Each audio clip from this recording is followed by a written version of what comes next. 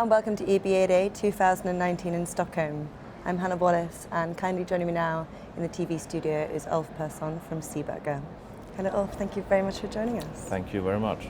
How are you enjoying the event so far? Oh, it's fantastic.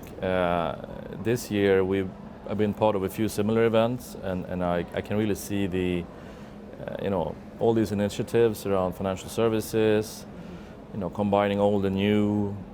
It's a global affair for sure, and it's good to see all these people together representing knowledge and thought leadership and what have you from a European perspective. So yeah, it's cool. I like it. Yeah, it's very good. Fantastic event. Yes. And why is it so important to SEEBURGER though? We have for the last 10 years focused quite a lot on our business towards helping, first of all, banks to help them to modernize their infrastructure so they can cope and be not only, more proactive with regards to all of these industry standards initiatives, regulative initiatives.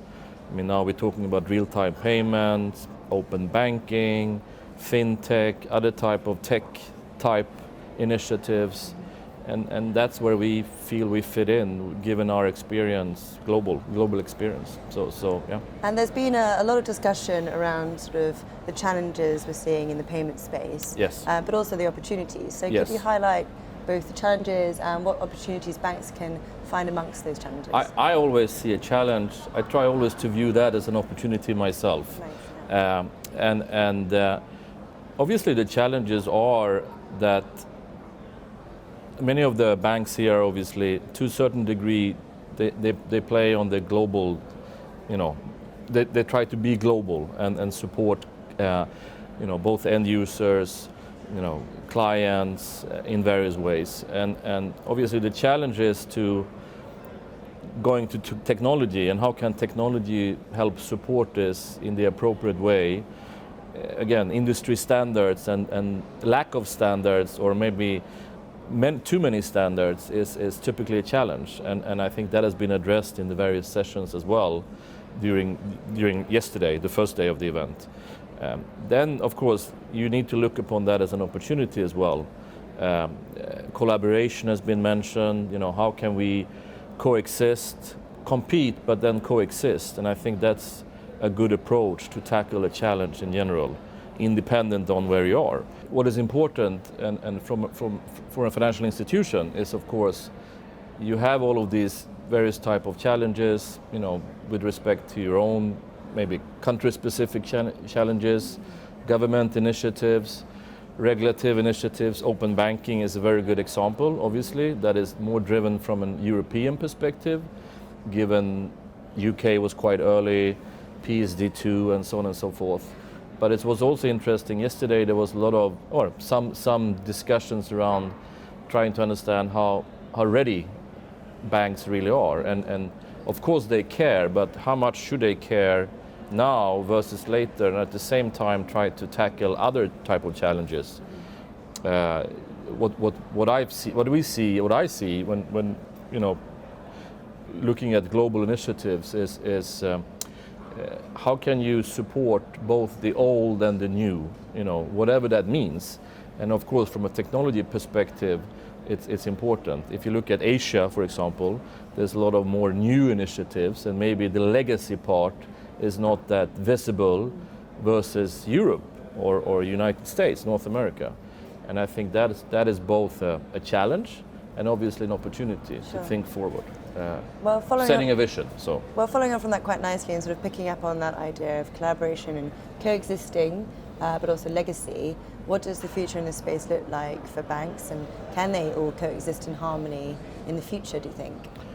Harmonization is also mentioned in various ways, in various discussions. I think the next couple of years, obviously with some of the tech initiatives driving, versus then where is the world going in general, and we're coming up to some critical, next year we have a few critical elections in the world, obviously one in North America.